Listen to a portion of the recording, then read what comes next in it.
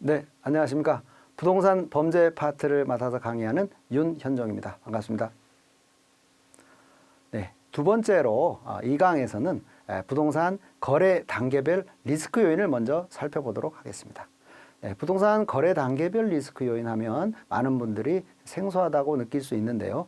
이것은 부동산 거래를 6개의 단계를 나눠서 시도하는 것은 제가 처음이기 때문에 그렇습니다. 제 박사학위 논문에서 부동산 거래 단계별 리스크 요인이라는 연구라는 그런 제목을 가지고 제가 사례를 1000개 정도를 분석을 해서 찾아냈습니다. 그래서 부동산 거래는 시간별로 6개의 단계를 나누고 그 6개의 단계들 중에서 대표적인 리스크 요인들 4가지씩을 찾아냈습니다. 그래서 6단계 23 리스크 요인만 우리가 알아도 부동산 사고는 예방될 수 있고, 그 다음에 모든 부동산 범죄는 이 범주에 다 들어있습니다.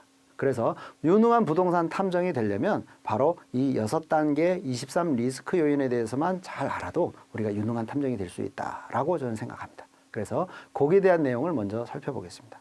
부동산 거래 단계는 의사결정 및 의뢰 단계를 첫 번째 단계로 뽑습니다. 의사결정 및 의뢰 단계가 무슨 사고가 일어날까 생각하는 걸 결정하는데 아닙니다. 의사결정을 잘 못하게 되면 그것이 추후에 사고로 이어집니다. 그래서 저는 사고의 원인이 잉태되는 시점을 가지고서 먼저 한번 생각해 봤을 때 의사결정, 즉 내가 무엇을 살 것인가, 무엇을 팔 것인가 라는 것을 의사결정을 하고 그 다음에 이거를 중개업자 내지는 광고를 통해서 의뢰할 때 여기에서 일어난 범죄 유형을 4가지를 살펴보겠습니다. 자, 그래서 첫 번째로는 불합리한 의사결정. 자, 내가 어떤 부동산을 사려고 할 때 매수를 하려고 하는데 자금 계획이 중요합니다. 자금 계획. 자, 내가 계약금은 어떻게 마련할 것인가? 중도금은 어떻게 마련할 것인가? 중도금을 잔금은 대출을 통해서 해야 되는데 이 잔금 대출은 나한테 얼마가 나오는가? 여기에 대한 계획이 철저히 세워져야 되고 확인이 필요한 겁니다. 특히 요즘같이 새로운 DTI나 LTV 같은 이런 새로운 대출을 강화하는 그런 시점이기 때문에 막연하게 될 것이다라고 생각하면 안 됩니다. 미리 주거래은행을 통해서 얼마까지 대출이 나오는지 자금 계획을 철저히 세워야 된다. 그렇지 않으면 사고로 이어진다는 점. 또한 목적이 무엇인지, 실수요인지, 즉 쾌적한 주거 환경을 원하는 실수요인지, 아니면은 통근 거리의 문제인지, 학군의 문제인지, 아니면 양도 차익인지, 양도의 차익인지, 단기 차익인지, 장기 차익인지, 아니면 임대 수익인지. 목적을 정확하게 했을 때 사실은 사고가 줄어듭니다. 그런데 목적이 명확하지 않고 이랬다 저랬다 하다 보면 잘못된 의사결정을 할 수가 있습니다. 예를 들어서 많은 차입금을 가지고서 단기 목적으로 물건을 사야 되는 입장에서 거래가 잘 일어나지 않는 그런 지역의 물건을 샀다든지, 그래서 오랫동안 돈이 묶이고 이자를 부담해야 되는 그런 일이 발생한다면 그건 사고인 겁니다. 그래서 그게 최종적으로는 나중에 이자를 감당 못해서 경매 처분되는 그런 사고로까지 이어질 수 있는 거죠. 그래서 불합리한 의사결정이 한 가지 중요한 요인이 되고요. 그 다음에 매도 의뢰인의 물건 하자 비공개. 자기가 가지고 있는 물건의 하자를 말하지 않고 좋은 값을 받기 위해서 숨긴 행위. 그러다 보니까 우리나라에서는 의무적으로 매도인이 물건 하자를 공개하는 체크리스트 제도가 없기 때문에 가급적이면 어떤 숨긴다는 사실을 매수하는 사람 입장에서는 생각을 해봐야 된다는 거죠. 그 다음에 직거래 시장. 수수료 등을 줄이기 위해서 뭐 직방, 다방 뭐 등등해서 직거래 사이트를 통해서 거래를 하는데 사실 전문적인 사기꾼을 만나게 되면은 직거래 하시는 분들은 사고를 당할 확률이 매우 높습니다. 그래서 저는 가급적이면은 중개사를 통해서 가급적인 거래를 했으면 좋겠다라는 생각을 하고요. 그다음에 직거래 시장을 통해서 집을 보관할 때 당사자를 둘만이 만나기 때문에 그런 속에서 일어나는 절도 내지는 추후에 내부 구조가 공개됨으로써 일어나는 성추행이나 성폭행범, 뭐 주거 강도죄라든지 이런 사고하고도 연결이 될 수도 있는 겁니다. 그래서 직거래 시장이 굉장히 위험하다 이렇게 봅니다. 또 한 가지는 중개거래 정보망.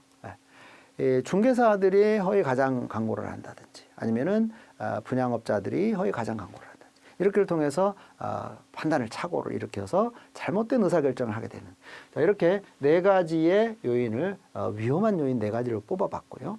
그래서 4가지 요인들은 여러분들이 항상 염두에 두고 부동산 거래를 할 때 임해야 된다라는 점을 말씀을 드리겠습니다. 그 다음에는 계약 체결 전 분석 확인 단계. 자, 내가 의사결정을 했습니다. 어떤 목적으로 어느 지역에 물건을 사야 되겠다라고 결정을 했으면, 그리고 뭐 두세 개를 이렇게 정해서 또 돌아보다가 어느 하나를 정했다고 치겠습니다. 자, 그러면 계약서 체결하기 전에는 심층 확인 작업에 들어가야 돼요. 분석하고 확인을 철저하게 해서 사실은 계약서 쓰는 순간에는 상세하게 살펴볼 여력이 없습니다. 시간적 여력도 없고 마음의 여유도 없습니다. 만약 계약에 임해보면 큰 금액이 오고 가기 때문에 그 당시에 계약서 쓸 당시에 확인을 한다 그러면 굉장히 늦는 거죠. 그리고 확인이 제대로 되지 않습니다. 그래서 가급적이면 미리 다 확인을 해두는 좀 노력을 해야 됩니다. 그중에서 이제 대표적인 확인이 면적, 용도 등 기본적 사항. 많은 분들이 기본적 사항에 대한 확인도 하지 않고 계약을 하는 경우도 많이 있습니다. 예. 면적이나 용도 등을 대부분 등기부등본이나 토지대장, 건축물대장, 토지이용계약 이런 지적도 임야도 등을 통해서 모든 공부 서류들을 다 발급받아서 면적, 용도 등이 공부 서류별로 차이는 없는지, 다 똑같이 동일한지 등을 정확하게 미리 체크를 해야 된다는 점. 그 다음에 근저당 등 제한 권리. 자, 이 부동산이 채무로 인해서 근저당 설정이 되었든지, 즉 채무가 얼마나 있는지, 아니면은 혹시 가압류나 뭐 이런 걸 해서 가압류는 없는지, 가처분은 없는지, 즉 쉽게 처분하지 못하도록. 그다음에 뭐 다른 어떤 뭐 전세권 설정돼 있는 건 아닌지 등등 등기부등본상의 권리에 제한이 되는 그런 요소들이 없는지를 철저하게 미리 분석을 하고, 잘 모를 경우에는 전문가한테 이 내용이 어떤 내용인지를 확인을 해야 되는 그런 부분입니다. 임차권 등 미공시 권리. 자, 내가 살려고 하는 부동산에 임차인이 몇 명이 있는지, 그 부동산의 보증금은 얼마인지, 기간은 언제까지인지, 월세는 얼마인지, 또 몇 가구나 있는지, 이거를 사전에, 이거는 등기부등본에 나와 있지가 않습니다. 어떤 공부에서도 드러나지가 않아요. 그래서 직접 매도인이 준 명단을 가지고 그것만 믿을 게 아니고 또 집을 방문을 해서 실제 그 주인이 말한 임차인들이 그렇게 그 금액에 살고 있는지를 미리 확인을 해야 됩니다. 왜? 정확하게 확인하지 않으면 나중에 그 부분 때문에 분쟁이 발생하는 경우가 있고 손해가 발생하는 경우도 있기 때문에 그렇습니다. 특히 미공시 권리, 즉 공시되지 않은 권리 중에 대표적인 게 임차권이고요. 그 다음에 또 한 가지가 이제 유치권자죠. 유치권자. 어떤 부동산과 관련된 권한이 있는 사람이 채권을 확보하기 위해서 점유하고 있는 정관, 유치권자는 없는지. 또 법정 지상권. 예를 들어서 소위 말해서 또 토지를 지료를 내고, 그러니까 무허가 건물이 지어져 있는 경우들이 많이 있습니다. 그게 이제 법정지상권이 되는 경우도 있고 안 되는. 법정지상권이 성립을 하게 되면은 지료만 내면 되는 문제인데, 만약에 법정지상권이 성립하지 않는 무허가 건물이라고 할 경우에는 철거 대상이 될 수도 있는 겁니다. 자, 이처럼 공부상에 나와 있지 않는 다른 어떤 건축물, 건축 부분은 없는지, 그 부분은 직접 눈으로 확인을 해야 되는 겁니다. 그래서 미공시 권리들, 이런 부분들은 없는지를 확인해야 되고, 그다음에 상태, 설비 등 물적 조건, 즉 집안이 튼튼한지. 예를 들어서 원래 있던 토지가 아니고 매립지예요. 매립지의 경우에는 땅이 다져지지 않으면 나중에 그 위에 건축을 했을 경우에는 집안이 침하되면서 건물이 금이 가거나 심지어는 붕괴되는 사고도 발생합니다. 자, 그런 시설은 아닌지. 또 이 절개지, 요즘에 이제 기후가 급변하는 시기이기 때문에 갑자기 폭우가 쏟아져서 산사태가 많이 일어나지 않습니까? 그래서 이런 기후 변화에 의해서 산사태의 어떤 가능성은 없는지. 여러분 잘 아시다시피 우면동에 이렇게 큰 산사태가 일어나서 많은 인명이 희생되는 그런 일이었죠. 예전에는 그렇지 일어나지 않은 곳에들이 집중호우에 의해서 많은 일들이 일어나기 때문에, 자, 그런 어떤 물리적 조건, 건물에 금이 간 건 없는지, 누수는 없는지, 자, 이런 부분들을 미리 확인해야 된다는 거죠. 자, 2단계에서는 대표적인 겁니다. 이거 외에도 또 더 꼼꼼하게 할수록 좋겠지만 이 대표적인 것들을 꼭 체크를 해야 하는데, 그 중에서도 특히 소유권에 제한을 두는 근저당 등 제한 권리가 가장 중요한, 또 가장 위험한 요인으로 나와 있다는 점입니다. 자, 그 다음에 바로 넘어갔네요. 자, 3단계는 계약서 작성 단계입니다. 자, 사전에 철저히 분석을 확인을 했어요. 자, 그러면 작성 단계에서는 집중적으로 여기에 이제 주의를 하면서 계약을 체결해야 되는데, 첫 번째가 소유권 및 매도 매수 권한. 사실 소유권 및 매도 매수 권한이 있는지도 전 단계에서, 분석 확인 전 단계에서 최대한 접근을 하고, 그 다음에 작성하는 단계에서 또 하는 겁니다. 작성하는 단계. 그래서 매도인이 본인이 나왔으면은 신분증은 정확한지, 소유권자인지 등을 등기부 등본이라든지 등기 권리증이라든지, 뭐 심지어는 재산세를 낸 어떤 영수증이라든지 등등을 통해서 진정한 소유권자인지, 파는 사람이 진정한 소유권자인지를 최대한 할 수 있는 범위에서 최대한 자세히 꼼꼼하게 확인을 해야 되는 순간이 되는 거죠. 그다음에 또 매도 권한이 뭐 있는 사람인 건지. 미성년자나 이런 사람들은 법정 대리인 동의 없이는 할 수 없거든요. 미성년자, 금치산자, 한정치산자 등은 어떤 다른 어떤 보조자가 없으면 거래가 하더라도 나중에 취소되거나 뭐 이럴 확률이 높기 때문에 뭐 그런 사람은 아닌지. 또 뭐 대표이사가 뭐 법인 건물을 파는데 뭐 이사회의 동의는 거쳤는지, 종중재산은 종교의 총회 의사록을 거쳤는지 등등 매도 권한이 없는 사람들이 매도를 하러 온 것 같다 할 때는 굉장히 조심해야 된다는 겁니다. 그래서 그 부분에 대한 확인. 그다음에 대리권 부분은 이제 전 시간에도 설명을 했지만은 대리인으로 대리 권한이 없는 자가 대리권이 있는 것처럼 행사를 해서 피해를 끼치는 그런 부분들이 바로 대리권과 이 3단계에서는 바로 이 대리권과 관련된 부분이 가장 위험한 요인으로 나왔습니다. 그다음에 경제적 조건, 이거는 뭐 가격에 관련된 부분입니다. 가격이 적정한지, 적정하지, 물론 사전 분석을 통해서 주변 시세를 잘 파악을 해야지만이 정확한 판단을 할 수 있습니다. 그래서 최종적으로 만약에 가격이 지나치게 비싸다, 가치가 처음에 얘기했던 금액이 안 되는 것 같다 그러면 이때 협상을 해야 됩니다. 협상을 해서 절충이 되면 계약을 하고, 절충이 안 되면은 계약을 뭐 포기라든지 아니면 다시 연기를 해서 생각할 시간을 가져야 되겠죠. 자, 이 단계에서 경제적 조건에 관련된 부분을 정확하게 체크를 해야 된다. 그다음 계약서 작성 부수사항, 뭐 특약사항에 대부분 특약사항에 관련된 겁니다. 자, 특약사항에 이 거래에 있어서 어떤 특수한 부분들을 구두상으로만 하게 되면 나중에 입증 책임의 문제가 있기 때문에 부수사항에 꼼꼼하게 기록을 해서 문제가 될 만한 것들은 철저하게 기록을 해서 나중에 분쟁을 예방해야 된다. 그래서 이 네 가지 요인들이 중요한 요인들이 되겠습니다. 그다음에 계약 이행 단계. 자, 계약서 체결을 했습니다. 그리고 대부분 부동산 계약은 계약서 체결을 하고 그다음에 중도금, 잔금까지 약 1개월에서 2개월 정도의 준비 시간을 줍니다. 그래서 계약서 체결하고 잔금하기 전까지의 한 1, 2개월 사이, 이게 이행 단계라고 합니다. 자, 이 이행 단계에서 계약이 깨지는 경우들이 많이 나옵니다. 자, 그래서 그 단계 리스크 요인들은 바로 해약금 계약, 계약 해제, 위약금 계약 해제, 조건부 계약 불이행, 계약 해제, 중도금 관련인데, 여러분들이 이 용어만 봐서는 사실 정확한 이해를 하기에는 좀 어려울 수 있습니다. 그냥 오늘은 우리가 이 시간을 이렇게 용어 정도로만 우선 듣고 다음에 기회가 되면은 더 상세한 설명이 필요한 부분입니다. 그렇지만은 간략하게 제 최대한 효율적으로 설명하겠습니다. 자, 해약금 계약. 우리가 계약을 할 때는 이 계약금이요, 두 가지 성격이 있는 겁니다. 하나는 해약금 계약의 의미가 있고 위약금 계약, 즉 계약서에 이 계약을 위반하게 되면은 위반한 쪽은 계약금을 몰수당하거나 아니면은 2배를 물어줌으로써 계약이 해지되는, 그게 위약금 조항. 위약금 조항이 들어있어야지만이 몰수를 할 수 있고 들어있어야지만이 2배를 물어내는 것이지, 위약금 조항이 없는 계약서가 있습니다. 만약에 그 위약금 조항이 없을 때는 설사 내 잘못으로 계약이 깨진다 하더라도 꼭 보증금을 몰수당하거나 2배를 물어주지 않아도 되는 건들이 있습니다. 그래서 우리는 부동산 계약서 작성할 때 매우 유의해서 봐야 되는 게, 내 계약서에 위약금 조항이 있나 없나, 무엇을 위반하면 책임을 진다라는 내용이 있나 없나를 잘 봐야 됩니다. 그 내용이 있을 경우에는 바로 이 위약금 조항이 있는 겁니다. 그렇지 않고 그냥 계약금만 주고받으면서 위약금 조항 위반하면 뭐 책임진다 이런 말이 없이 계약금 내용만 있고, 그 다음에 뭐 당사자가 일방 이행에 착수할 때까지는 당사자는 계약금을 포기하고 계약을 해지할 수 있고, 매도인은 2배를 물어주면 계약할 수 있다, 이런 내용이 들어있는데 그거는 바로 해약금 조항입니다.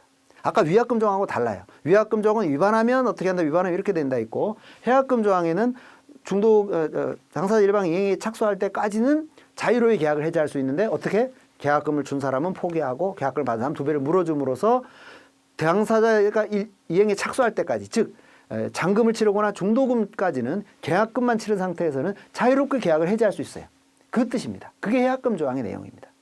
그래서 위약금 조항이 없을 때는 해약금 조항만 있으면 해약금 계약인 거고, 만약에 위약금 조항이 있다 그러면, 계약을 위반하면 되겠다, 그럼 위약금 조항과 해약금 조항이 같이 들어있는 거다.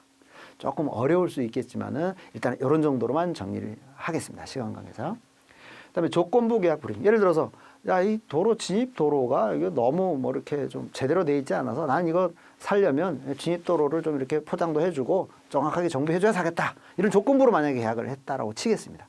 자, 그런 어떤 조건부로 거래를 했을 경우에 그 조건부가 계약이 조건 이행하지 안 됐을 때는 계약이 해제되는 거죠. 자, 그런 어떤 그런 해제 요건들, 리스크 요인들도 있는 겁니다. 그다음 중도금 뭐 관련사 뭐 이런 경우는 이제 일반 매매 거래라기보다는 이제 물론 일반 매매 거래에 있어서도 중도금을 예를 들어서 매도인한테 바로 주지 않고 뭐 어떤 요인에 의해서 중개사한테 내린 대리인한테 줬는데 그게 전달이 되지 않는다든지 이런 부분도 중도금 관련 사항이고요.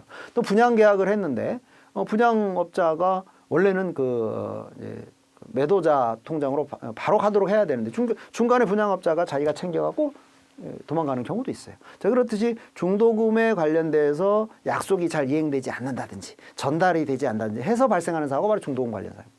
자, 이거는 계약 이행 단계에서 발생한다는 겁니다. 계약 이행 단계는 4가지 요건을 조심해야 된다는 거고요. 그다음 이게 완료 단계. 즉 완료 단계는 뭐냐면 잔금을 지불하면서 소유권 이전 등기 서류를 받는 것이 완료 단계입니다. 여기에서 부주의하게 되면은요 많은 사고가 일어납니다. 그 중에 대표적인 게 동시이행. 즉 내가 잔금을 받음과 동시에 소유권 이전 등기를 먼저 줘야지 잔금을 특별한 사정이 있어서 좀 이따가 드릴 테니까 믿고 뭐 이전 서류를 먼저 넘겨주십시오. 이렇게 해서 사정 해가지고 사람을 믿고 했는데 막상 소유권만 넘어가고 잔금이 나오지 않은 경우도 있어요. 거꾸로 자 잔금을 치르는데 소유권 이전 등기 서류 중에 어떤 한두 개가 빠졌어요. 금방 보충해 드리겠습니다 하고 약속을 해서 잔금을 지불했는데 거꾸로 소유권 이전 등기 서류가 완성이 되지 않아서 내가 이전 등기를 못 받는 경우도 있습니다. 자, 이렇게 동시에 이행해야 될 것을 제대로 이행하지 않아서 발생하는 사고, 바로 이행 완료 단계에서 동시 이행 관련 사고. 그다음에 매매대금 횡령 편취 리스크. 이 경우는 특히 대리인, 중개업자, 중개보조인들이 이 부분에서 횡령죄를 이루는 것과 관련이 있습니다. 그런 사고들이 상당히 많이 있습니다. 그다음에 공과금 등 비용 정산, 뭐 도시가스든지 전기세라든지 기타 여러 가지 공과금들을 정확하게 정산, 액수의 많고 적음을 떠나서 이게 깨끗하게 청산이 되지 않으면 상당히 불쾌하죠. 그걸로 인해서 계약이 깨지는 경우까지도 발생합니다. 그래서 공과금은 정확하게 체크를 해서 남은 게 얼마고 정산이 되었는지 등을 정확하게 파악을 하는 게 좋다. 그다음 부속 서류들, 뭐 임대차, 제일 중요한 게 임대차 계약서죠. 자, 임차인들이 임대차 계약서를 정확하게 다 넘겨받고, 아니면 다른 또 뭐 어떤 중요한 계약서들이 있다 그러면 그에 관련해서를 철저하게 잘 넘겨받는. 이게 바로 완료되는 단계에서 챙겨야 될 사안들입니다. 그다음 완료 후 단계. 계약이 다 끝났어요. 잔금도 받고 등기도 다 끝났어요. 그런데 사고가 발생하는 게 있습니다. 뭐냐? 양도세 문제입니다. 다운 계약서를 썼어요. 아니면 업 계약서를 썼어요. 이게 나중에 이게 발생합니다. 한참 뒤에 발생하는 경우도 있습니다. 그래서 우리가 뭐 간혹 어떤 편의를 위해서 다운 계약서나 업 계약서를 쓰는데 그런 불법적인 요소는 피하는 게 좋습니다. 이게 나중에 추후에 어떤 사고로 이어질 가능성이 높다라. 바로 양도세, 하자담보 다 끝났어요. 뭐 사전에 충분히 검토했고 계약서 쓸 때도 봤는데 막상 이사 들어가서 보니까 여기저기에 금이가 있다든지 누수가 있다든지 발견되는 경우가 있습니다. 한참 뒤에. 자, 그때 과연 책임을 심각하다면 건물을 사용하는데 심각한 문제가 있다고 한다면 책임을 물을 수 있는 소지가 있다는 거죠. 하자담 문제. 또 사후 처리, 뭐 어떤 그 추후에 뭐 행정적인 부분이나 아니면 등기 특히 이제 등기와 관련된 경우들이죠. 이런 부분에서 어떤 미비점이 있어가지고서 또 사고로 이어서 충돌이 일어나는 그런 경우들도 있습니다. 자, 이렇게 부동산 거래 단계는 6가지 단계로 우리가 시간적 순서대로 이렇게 나눌 수 있고요. 그럼 시간적 순서대로 나누는 게 어떤 의미가 있느냐? 우리가 이 23 리스크 요인을요, 이렇게 구분하지 않고 뭉뚱그려서 그냥 하나의 주머니에 넣고 복잡해요. 복잡하고 엄두가 나지 않습니다. 위험한, 그래서 포기를 하는 거죠. 근데 이렇게 단계를 구분하고 그 단계별로 중요한 리스크 요인들을 이렇게 나눠 놓게 되면은 접근이 쉽다라는 겁니다. 그래서 6단계를 나누고 각 단계들마다 중요한 하자 요인들을 체크를 해 나가서 안전하다고 판단이 되면 거래하는, 그러면 거래 사고가 예방이 됩니다. 이렇게 6단계의 23 리스크 요인을 살펴봤습니다.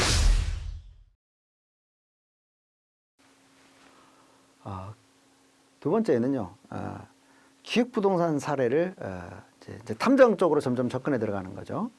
많은 이제 부동산 범죄들이 있지만 기획부동산 사례를 통해서 어떻게 과연 탐정이 접근해 들어가면 좋을 것인가를 사례를 통해서 한번 여러분들에게 설명을 해보고자 합니다.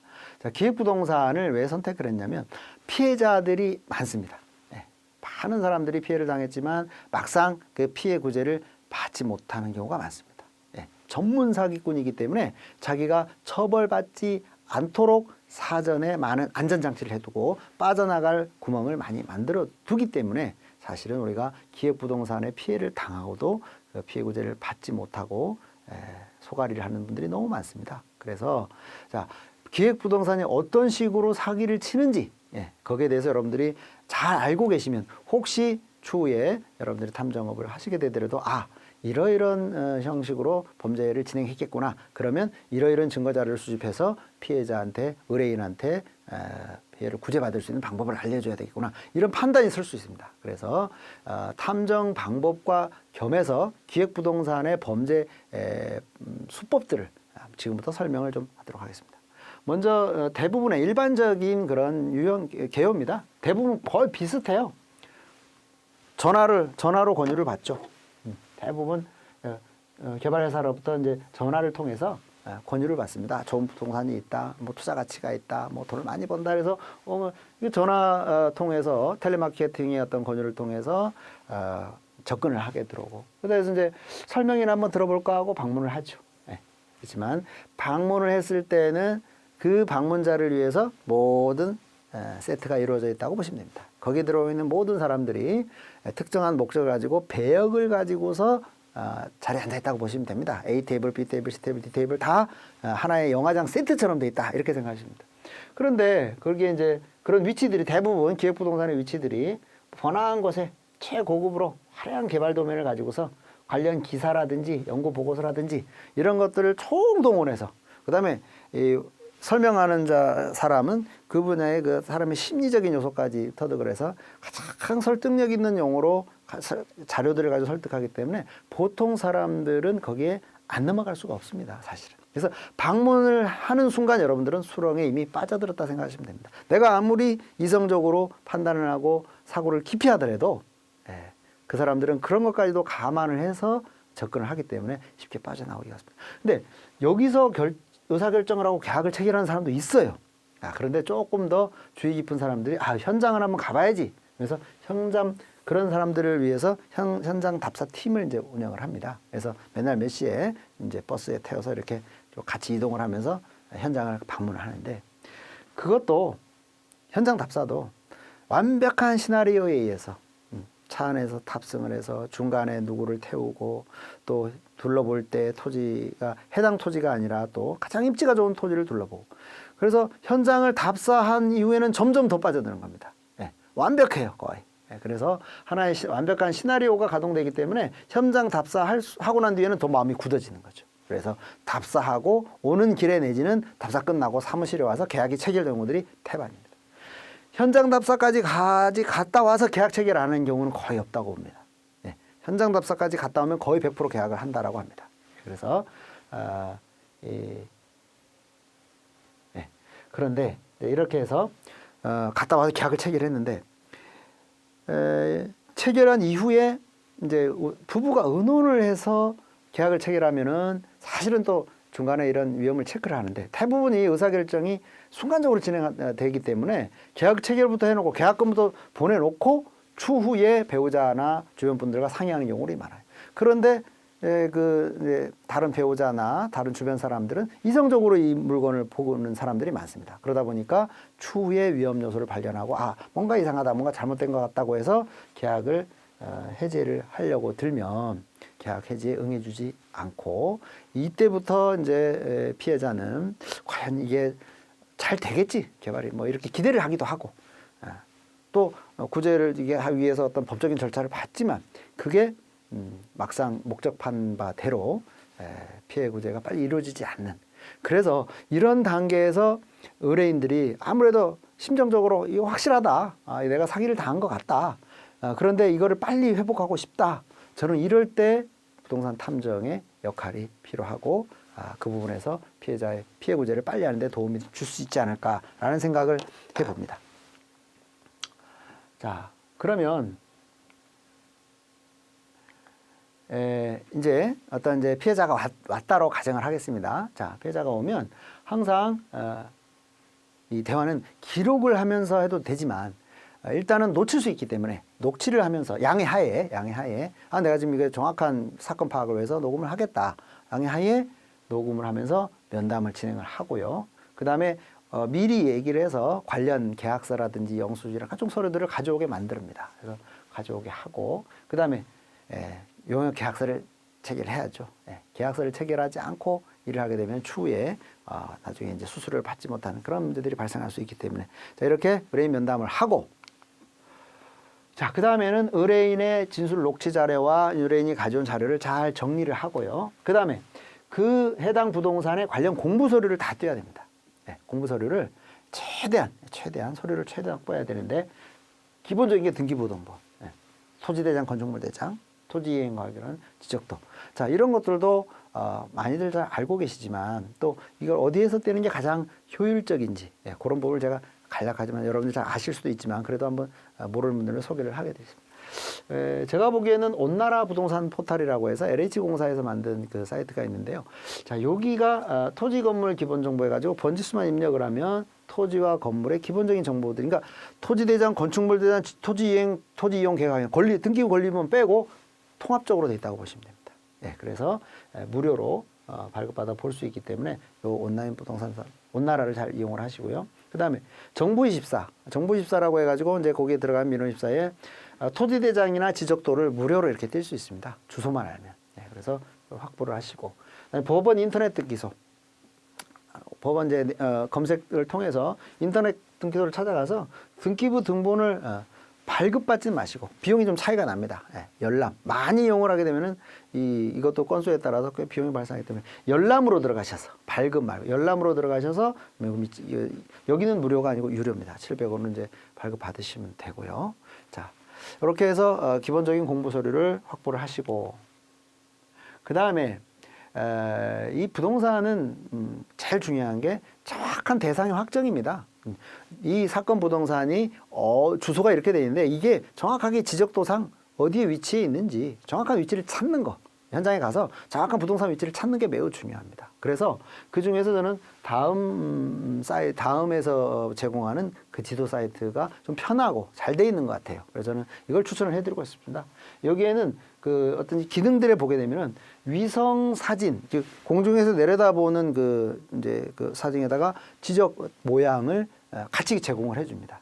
그래서 경계를 정확하게 구분하는데 큰 도움이 됩니다.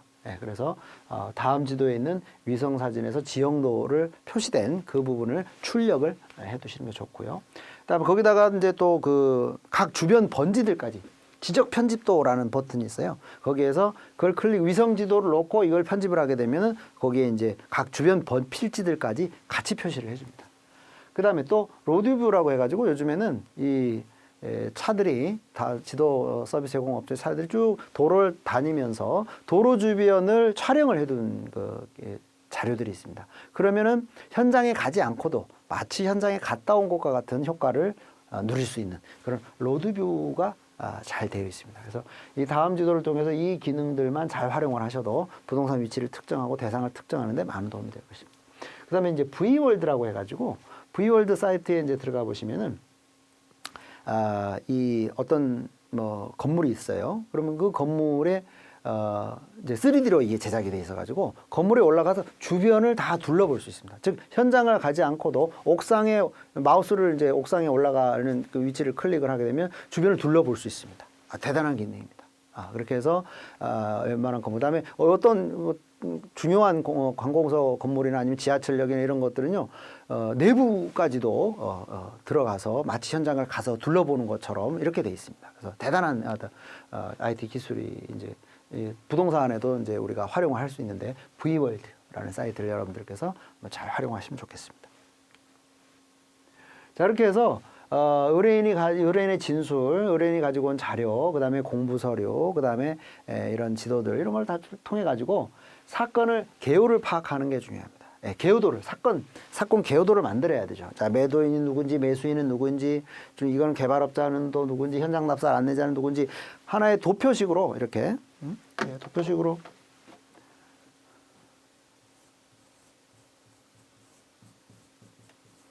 관계도죠, 관계도 매수인.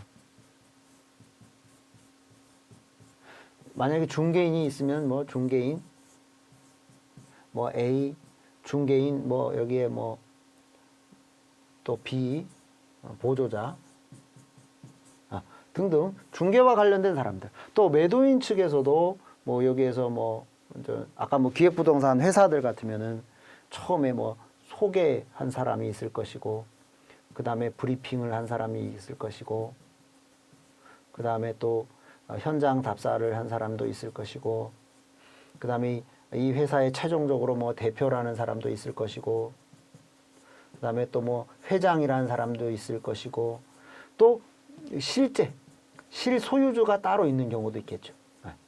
이런 식으로 이 해당 부동산과 이 거래되는 부동산과 관련된 관계자들을 이 매도인과 어떤 관계에 있는지를 여러 가지 뭐 이렇게 나름대로의 그 표시를 통해서 관계도를 작성을 해야 됩니다. 그래야지만이 사건 파악이 빠릅니다. 그래서 이 관계대 작성을 2단계에서는 해두고, 자, 그 다음에 이제 이렇게 분석을 하고, 그 다음에 이 부도 해당, 그러니까 현장 보존이죠. 자, 이 물건을 방문을 해서 현장은 이 부동산이 어떤 물건인지를 정확하게 알아야 되겠죠. 그래서 물건에 대한 현장 조사를 가기 위해서는 한 번 갔을 때 철저한 현장 조사를 해서 준비를 많이 해야 됩니다. 그래서 복장도 좀 간편하게 준비를 해야 되고, 도구들을 좀 잘 챙겨가야 됩니다. 특히 나침반 같은 경우에 이게 토지도 그렇고, 토지도 뭐 그렇고, 주택도 그렇고, 기본적으로 남양, 햇볕을 잘 받을 수 있는 그런 어떤 토지인지 그런 건물인지를 분석을 하는 게 중요하죠. 그래서 바로 이런 나침반, 또 힘든 줄자, 뭐 이런 필기도, 그다음에 위치도 지번도 뭐 카메라 잘 사건이 발생했기 때문에 정확한 그 물건의 위치를 먼저 해와야 되기 때문에 이런 도구들을 철저히 빠짐없이 준비를 해야 됩니다. 왜냐하면 그렇지 않으면 2번 가야 되는 그런 일이 발생하기 때문에 그렇습니다. 자, 그래서 대상 토지의 위치를 먼저 파악을 하고, 그 다음에 수집 자료가 지적도 모양대로 땅이 이렇게 모양이 제대로 경계를 갖고 있는지 등을 분석을 해야 되고, 그 다음에 현장 보존 카메라로 잘 촬영을 해서 내 물건이 해당 그 대상 물건이 정확한 어떤 물건이 어딘지, 위치는 어딘지를 파악을 해야 되겠죠. 그 다음에 또 필요하면 주변에 뭐 이웃이라든지 아니면 주변 토지 소유자들을 통해서 만나서 해당 관련된 진술을 최대한 확보를.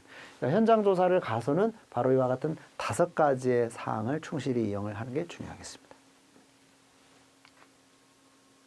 자, 그리고 아까 이제 기획부동산의 사례를 통해서 기획부동산의 사기꾼들이 가장 빠져나가는 부분이 이 범죄 구성요건 해당성에서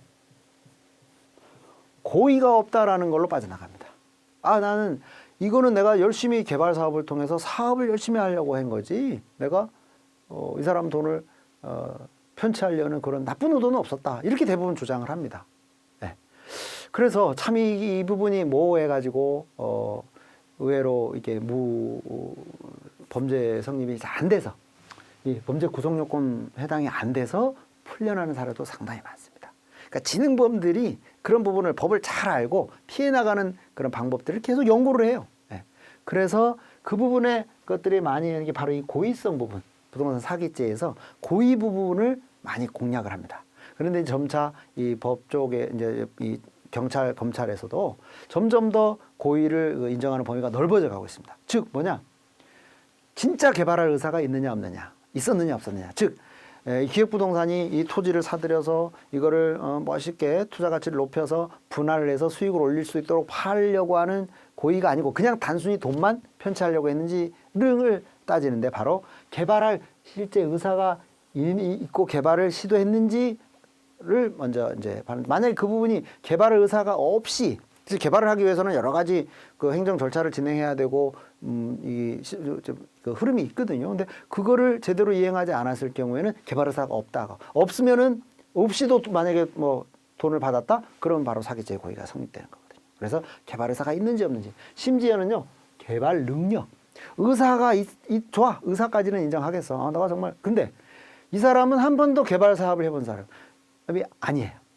개발 사업을 안 해봤는데 만약에 개발 사업을 처음을 하면서 자기가 다른 사람들의 돈을 이렇게 해서 만약에 분할해서 팔았다, 이거는 상당히 사기의 고의가 있는 거 아니냐, 이렇게까지도 봅니다. 물론 재판부에서 이거를 좀 더 이제 여러 가지 정황을 가지고서 판단하지만 지금은 경찰, 검찰 단계에서도 개발 능력, 실제로 이 사람이 개발을 해서 이거 투자 가치를 높일 수 있는 능력이 없는 사람이 만약에 그 행위를 하면서 피해를 끼쳤다. 이거는 사기범이다라고 진행하는 것이 점차 사기범의 인정 범위를 넓혀가고 있는 추세다라는 점. 자, 이런 구성 요건에 해당이 되는지를 파악을 해야 되겠죠. 그 다음에 사건 해결. 만약에 이제 이렇게 해서 봤더니 고의가 있다. 그러면 의뢰인을 통해서 형사 고발. 그리고 보고서를 잘 작성을 해서 형사 고발하게 할 수 있도록 도와주는 거. 이게 탐정의 역할인 거죠. 그래서 탐정은 부동산 지식도 많이 있어야 되고 이런 법적 지식도 좀 있어야 되고 해서 여러 가지 종합적인 능력을 갖춰야 되는 게 사실입니다. 그래서 뭐 다른 탐정도 마찬가지로 많은 노력을 하듯이 부동산 탐정도 이런 부동산에 관련된 공부를 좀 깊이 있게 하려고 노력이 필요하다라고 생각이 됩니다.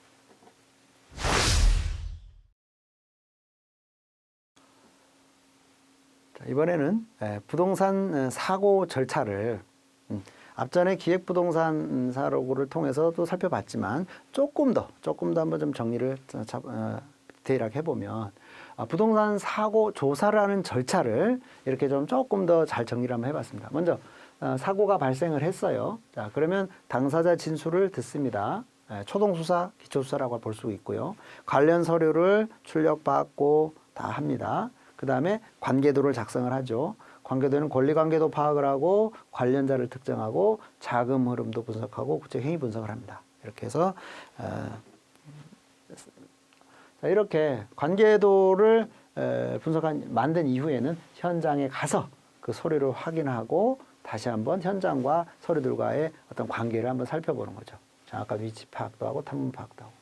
자, 그 다음에 이제 범행 도구 분석, 범법 작전인데, 이를 쭉 봤더니 이거는 뭐 위치도 잘못돼 있고, 처음에 얘기한 위치가 다르고, 그 다음에 경제적 가치도 다르고, 개발이 불가능할 것 같은 그런 문제가 있구나.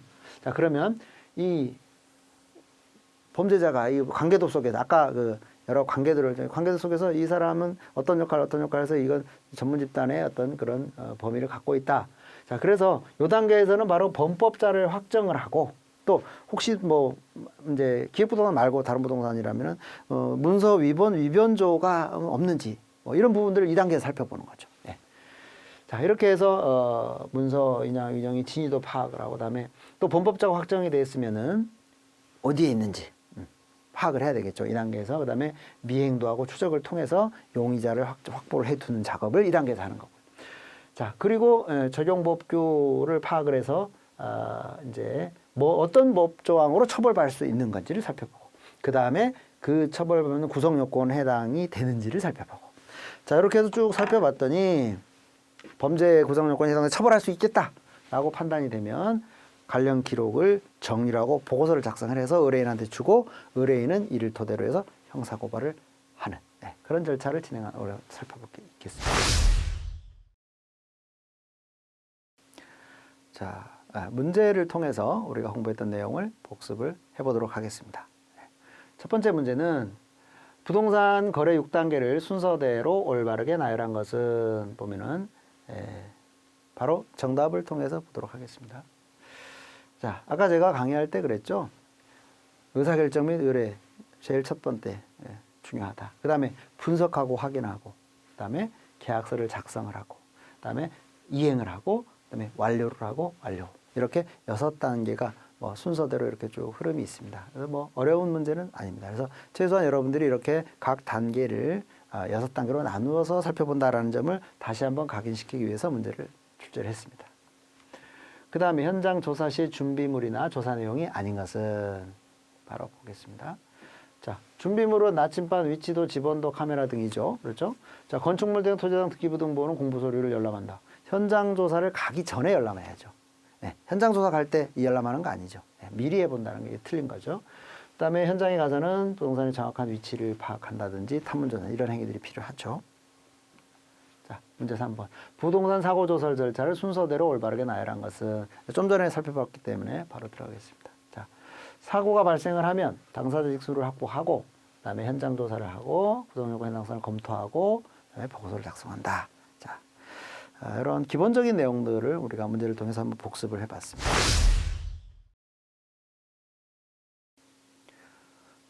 요약해서 다시 한번 정리를 하겠습니다. 자, 부동산 거래 단계별 리스크 요인은 6단계를 단계로 부동산 거래는 6단계로 나눌 수 있고 그 6단계들마다 한 4개씩의 리스크 요인이 있다고 그랬습니다. 그래서 의사결정 및 의뢰 단계, 체결 전 분석 확인 단계, 계약서 작성 단계, 그리고 계약 이행 단계, 완료 단계, 완료 단계 이 6단계로 나눌 수 있다는 점을 여러분들이 잘 숙지를 하시고요. 자, 그다음에 기획부동산에 이제 사기 사건이 들어오게 되면 이렇게 의뢰인 면담을 하고 자료 수집 및 파일화 작업을 하고 토지 위치 검색을 출력을 하고 관계도를 작성을 하고 그다음에 현장 조사를 하고 구성 요건 해당을 파악하고 사건 해결에 이르는 사기 사건 사례를 통해서 이런 순서대로 조사 절차에 임한다라는 점을 설명을 드리겠습니다. 자, 부동산 사고 절차는 뭐 유사합니다. 아까 본에 요상했기 때문에 여러분들께서 쭉 보시면 될 것 같고요. 이처럼 부동산 그 사고 조사를 이번 시간에는 리스크 요인을 살펴보고 그다음에 사고 조사 절차를 사례를 통해서 한번 쭉 살펴봤습니다. 조금 설명을 조금 더 상세하게 해야 될 부분이 있지만 시간 관계상 좀 빨리빨리 진행을 한 측면이 있습니다만은 우선은 우리 여러분들이 이런 정도 내용을 숙지를 하시고 추후에 어떤 다른 기회를 통해서 좀 더 심도 있는 그런 공부를 하는 계기가 되었으면 좋겠습니다. 예, 이상 2강 강의를 마치도록 하겠습니다. 네, 수고 많으셨습니다.